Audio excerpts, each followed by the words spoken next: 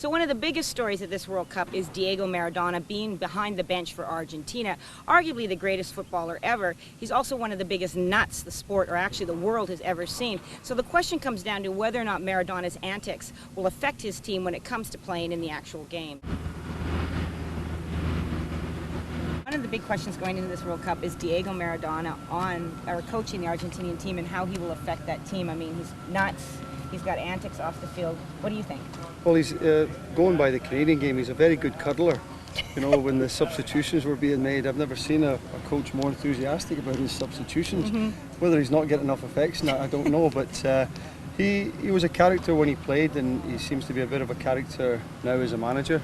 Not a huge success. He wasn't convincing, or he hasn't been convincing so far. So it'll be very, very interesting when the chips are down here, Dana.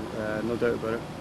Speaking of him as a player, you look at him or Pele, there's always the question who should be crowned the greatest player of all time. Who, in your opinion, is out of those Well, two? I mean, with a Scottish accent, I'm going to go for Maradona here a little bit, because they talk about the hand of God. Yeah, because you beat the English. Yeah. So, I mean, I thought it was perfectly legal at the time. He's a very good jumper, you know.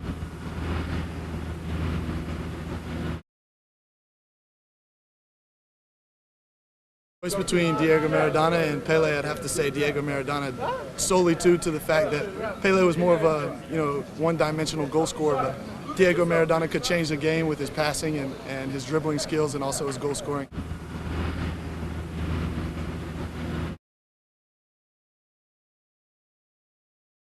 So the big question is, the guy's nuts, right? Nuts is a bunny. Nuts. Yeah. Is he going to help or hinder his team? Maradona used 130 players throughout the World Cup qualifying. That's a crazy number. There's what do you normally use for qualifying? You're talking maybe, I mean, imagine that you pick a squad of 22 for each game. So that squad might change by the bottom 6 or 8. So if you calculate that, you're talking maybe 50 is a high number, but 130 is crazy. And that's consistent with him.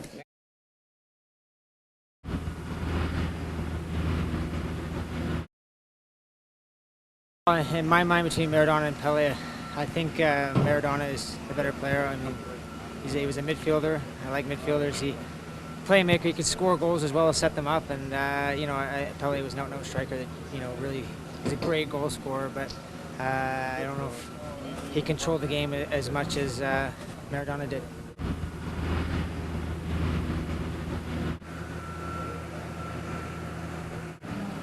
Okay, so Ricardo, one of the big stories heading into this World Cup is Diego Maradona behind the bench for Argentina. What do you think about that? I mean, this guy's kind of bananas, right? Do you think as a player that could really affect you, having a coach that's... No. No? No, of course not. No? No. I think for me, he's the best player in the world. And I think Argentina is going to be... They're going to do real well this World Cup. As a player, can you sort of talk about the fact that having a manager that's larger than life, does that help or hinder the team, do you think? Well, I don't really think so, because when it comes to the day of the game, it's down to the players on the field, you know. And I'm telling you, Argentina, they're a pretty good team. Yeah.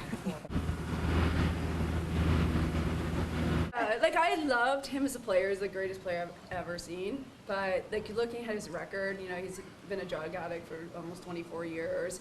He's off the stuff, right? But the coke and everything else that's gone through his head has probably altered his decision making. Didn't he say that if they won the World Cup, he was going to run around naked? Who wants to see that? Nobody.